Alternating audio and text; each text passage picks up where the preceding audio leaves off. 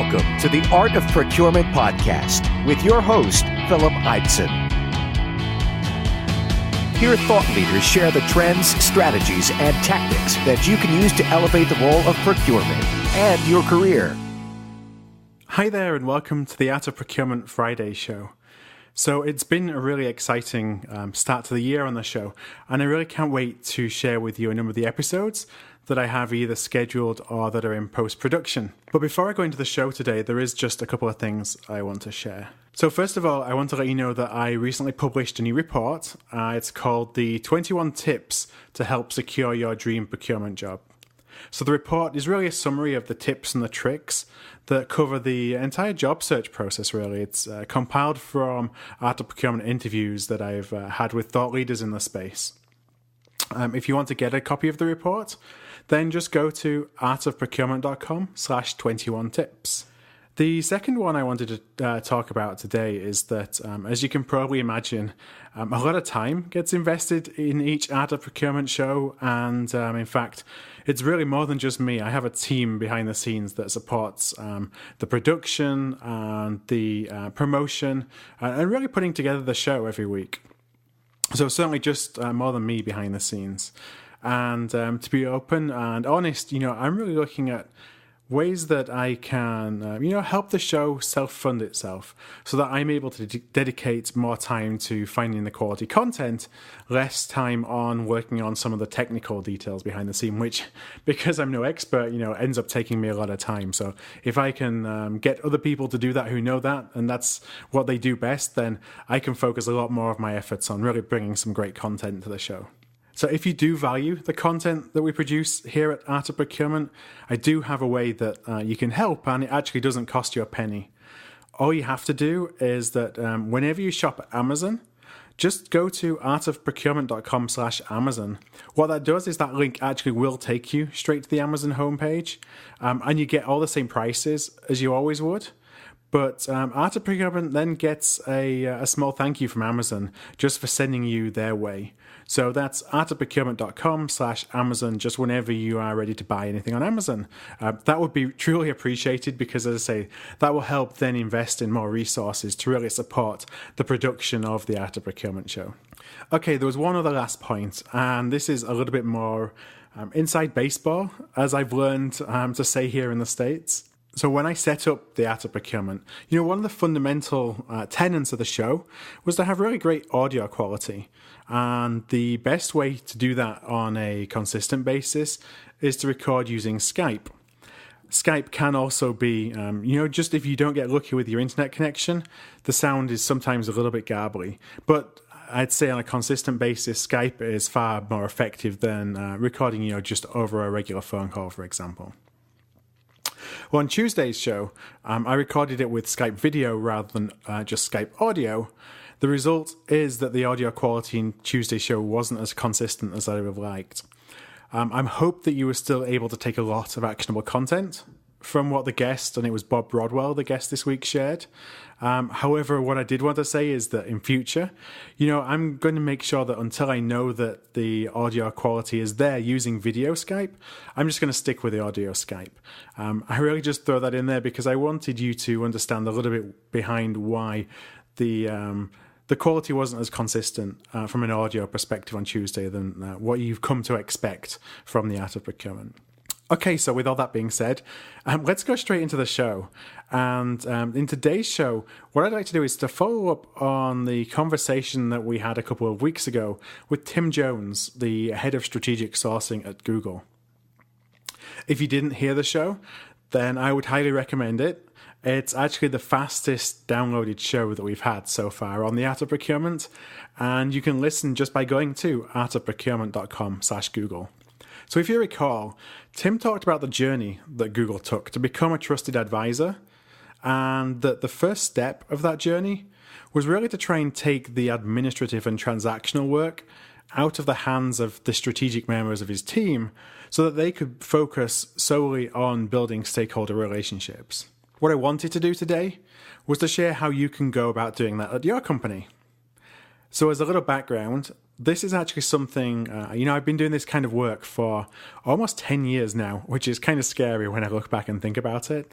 I've been doing it both internally, so moving work to a shared service center, and also externally, both on the practitioner and on the client side. And in fact, today, I actually work with clients at a couple of companies, Procure Change and Advanced Purchasing Dynamics, to help procurement leaders transition out what you'd consider non-value added work. And that's both on the direct procurement and indirect procurement side. So really the first question is, why would you want to do this? And back in the recession, I'd say that companies were doing this mainly to reduce cost. Today, while reduction of cost from moving resources or moving tasks from high cost resources to lower cost resources is definitely a benefit, it's really all about talent retention and increasing the value that your team creates. Okay, so when you're first looking at this, where do you start? Well, look at the role of your buyer, your sourcing consultant, your sourcing manager, whatever role it is that you want to free up time in. When you look at that role, then write out all the different discrete activities and tasks that make up that role. So, here are some examples. It can be collecting and analyzing market intelligence. It can be writing RFPs, building stakeholder relationships. Perhaps your team is spending a lot of time resolving supplier payment issues. There's a lot of the internal work that goes on to collect supplier and contract information that's used for internal reporting requirements. Negotiations is another. Obviously, the list goes on. When you look at each one of those activities, you can then plot them on a graph. So think of using the x-axis to show the complexity of each one of those tasks and our activities, and then the y-axis to look at the value that you derive from performing each task. You'll then pretty easily be able to plot and view on a graph which activities create value, which are merely administrative. Once you have that in front of you, and if you picture kind of the graph with a bunch of dots on it for each task, oftentimes it ends up, when you connect them, it looks like a curve, and it goes, from the bottom left, curves upwards to the top right. You can then use that to determine which of the activities would form the basis of a pilot program, for example. Those in that lower left quadrant, which are the low value and low complexity activities. I would really recommend you start with those activities, low value, low complexity, and also those that have few, if any, interdependencies. So they're not reliant on other people or other tasks or activities. They can be performed in isolation of each other. Now you have the tasks, you can then build a process map that really spells out how each one of those tasks can be performed. Doesn't have to be perfect out of the gate, but you definitely need something. It's really important to have a playbook. And it can be a living and breathing document, so you can adjust it as you learn, as other people start doing the tasks. Because what you find is that it's really hard to write on paper what people do every day, because it's just something that's natural to them. So it doesn't have to be 100% right from the get-go. It's just important to have something out there. With a process map, you're now ready to transition the activities. So the next question is, where would you transition the activities to? And there's a whole host of factors that you've got to consider to determine which is the right approach for your company. It's factors that are internal to your company, but also they're external. So government regulation, for example, on outsourcing. A bunch of stuff that there's just too much to go into detail on this show. And, honestly, I think it's something that I'll look into doing in a future show. But needless to say, you broadly speaking have three different choices. So you can manage it within your team. So what that means? Well, you can hand off the low value, low complexity tasks to more junior team members. That's actually a really good way of providing a junior level or an introductory role into your team.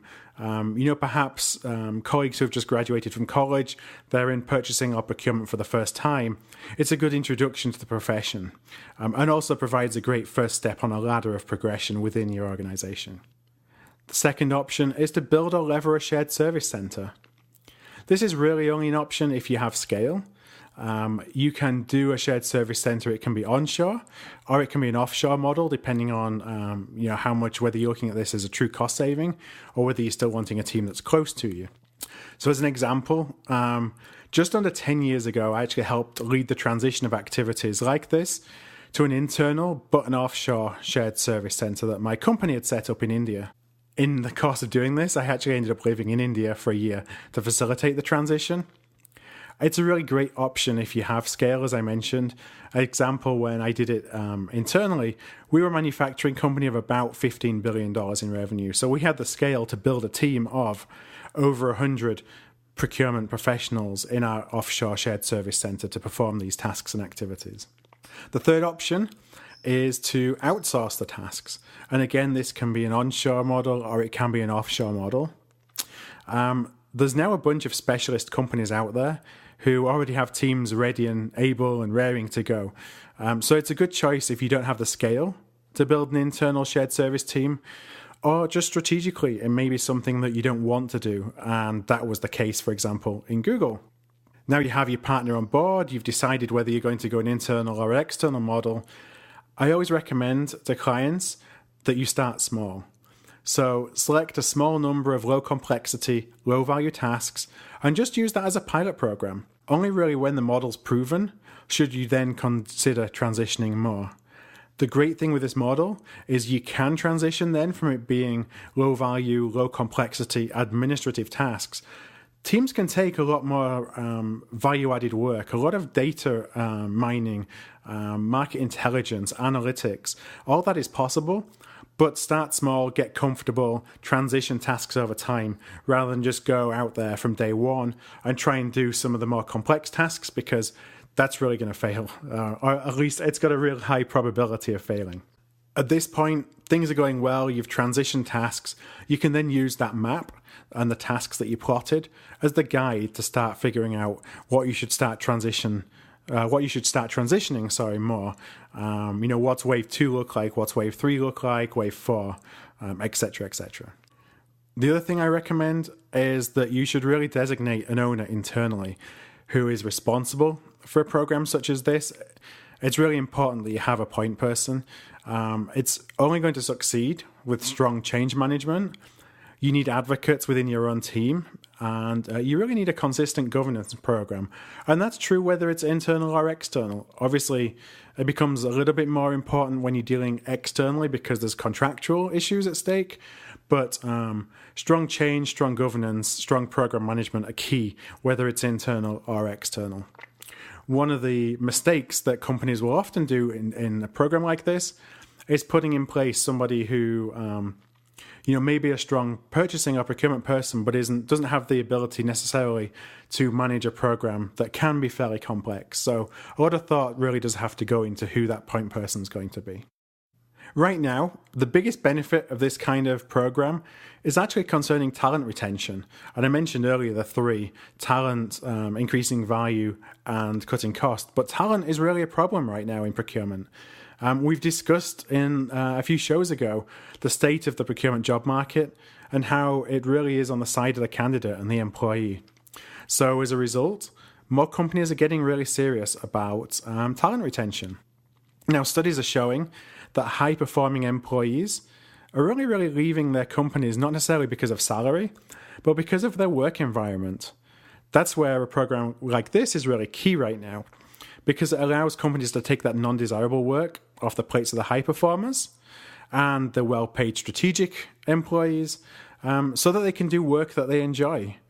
The benefit of that, obviously the knock-on benefit, is that these employees now are able to create far more value as well to the organization because they're doing more strategic, higher valued activities and tasks, and that they're engaged because they're doing work they enjoy. So this kind of program really pays for itself pretty easily. It's really a big opportunity for you if you're able to go and implement a program such as this. Okay, well, that's all for another Friday show. Show notes and a transcript can be found at artofprocurement.com/17. I'll also just have a picture of the curve chart that I talked about, because that's just help you visualize what it is that I'm talking about. For more information on how to go about transitioning non-value added activities away from the strategic teams that you have, then please give me a shout. I love talking about this subject. My contact details, again, they're going to be in the show notes at artofprocurement.com/17. All right. Well, thanks a lot for your time today. Have a great weekend, and I will talk to you again next week.